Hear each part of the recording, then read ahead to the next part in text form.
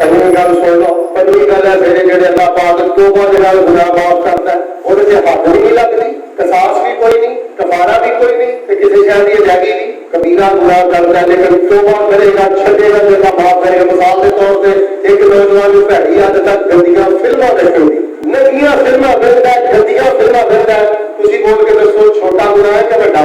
ڈرے ڈرے بولے توبہ کرے گا، پکی توبہ کرے گا، مالکا یہ اکھاں میرے اس قابل نہیں ملی، مالکا میرے اس قابل اکھاں نہیں ملی۔ اور تمام گھر میں دسو بنا وجہ زور کی نماز نہ پڑھنا چھوٹا گناہ ہے کہ بڑا؟ بنا وجہ فجر کی نماز نہ پڑھنا چھوٹا گناہ ہے کہ بڑا؟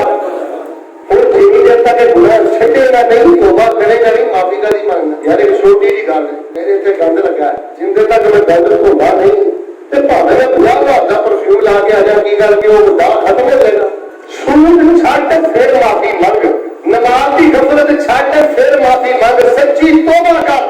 اللہ تبارک و تعالیٰ کے گناہوں سے قصاص کوئی نہیں، حد کوئی نہیں، کفارہ کوئی نہیں، جدا دینا نہیں، رب نے سچی صلح کرنی ہے، توبہ کرنی ہے۔ میرے پیارے بھائیو، گناہ کی طریق کے واسطے سچی توبہ ضروری ہے، گناہ کو چھڈنا ضروری ہے۔